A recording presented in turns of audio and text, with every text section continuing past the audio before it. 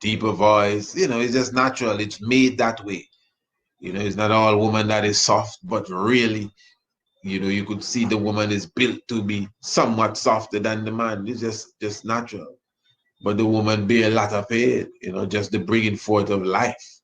Anytime I hear the weaker vessel, especially the vessel concept, I always think of that. Yeah. So the balance is key, and I will always encourage ones to remember that everyone has their purpose. Yeah, everyone. That's why they built different. They equally, but they're still different. You know, they have different positions.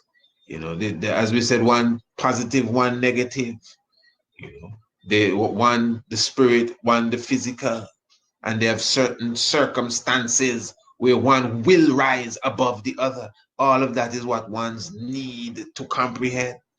You know, so since we're speaking of wisdom now, this is the goddess Shishat, and the goddess Shishat is the goddess of wisdom. And hear this now, Shishat is the wife of Tahuti, the great writer of the Emerald Tablets, the great thought, you know, not no Hermes, no mess here. Hear this in the man talking about Hermes. You see, from the creation is wisdom the this in Hermes my foot. No Hermes here. This is Tahuti, Jahuti, the great God thought. Even the thought is Greek or something. I will work with it with a little understanding because he's the God of wisdom, the thought, your thought. And now his wife, if you notice, she has the cannabis above her head. Yeah, man, he has the cannabis above her head, which has to do with wisdom again. And she is the keeper of his library. She keeps his library, his records. So the records of Tahuti is kept by his, if you want to say librarian, his wife, his consort, with the ganja above her head. That is Shishat, you know, the mother of wisdom. So I'm using that coming from, of course, Proverbs 8, going into the state of wisdom herself, you know, who was there when the Lord, because Tahuti, Tahuti is a very outstanding figure. Yeah, you can talk about Ra and the Nun, who else we were chopping down there, Pata, all of them seem to be the first god. But Tahuti now, or Jahuti, has this specific space, you know, where he's considered the head of the Atlantean civilization. And when Atlantis sunk, that is why he's credited with the emerald tablet that is said to, you know what I mean, how much thousands of years ago officially. And Tahuti now is seen like the individual himself that came and brought down the soot from the upper lands to form the land known as Kemet. So he's seen on some different ranks. So even when wisdom is said in Proverbs that she was there before he formed the land and before he brought down the river, it is Shishat, because she is the mother of wisdom.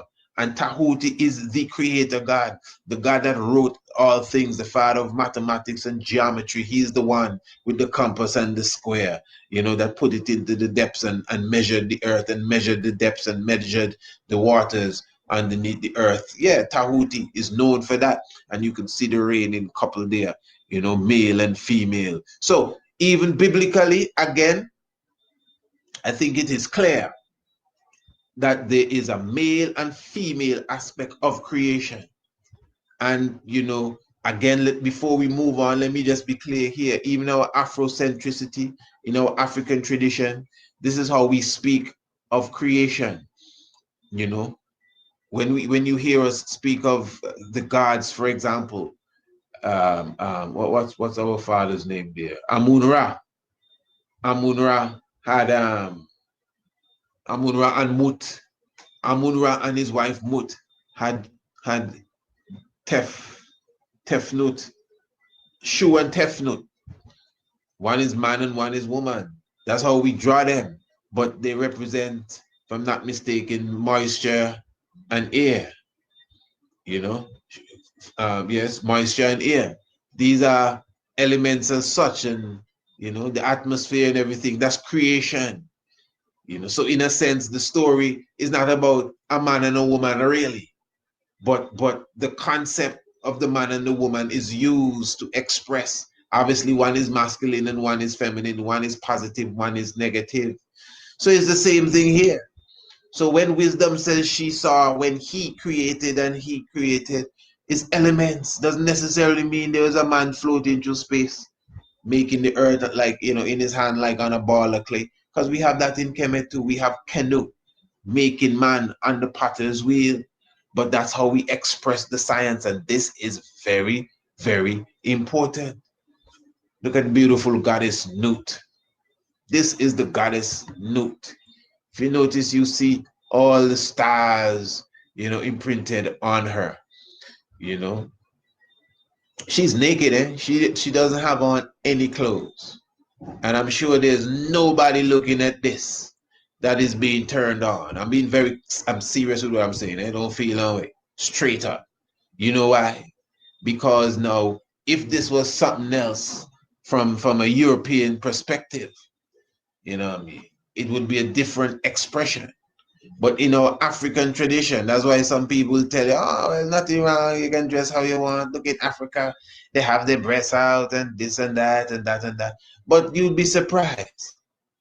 I mean, I know some of the minds are very filthy, but you'll be surprised that energy, that frequency that the Western world promotes, you would not get that energy from the sisters, even in the African tradition, even when breast exposed. In fact, most of these connected deities, the females, you always, even when they're clothed, Isis and Hathor and them, you notice segment in them, you notice the breast exposed because it's symbolic of nourishment, of nature, and you would not look at this. Nothing here catches you on that level. I'm very serious. Although at the same time, it has to do with creation and recreation too. So what happens? She represents the sky, the darkness of the heavens. And out of her comes every morning the sun.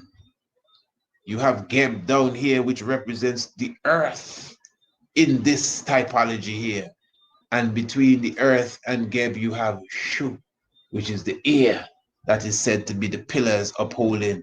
And then you have different versions of the god Canu, also, which is the creator god, that creates man on his potter's wheel.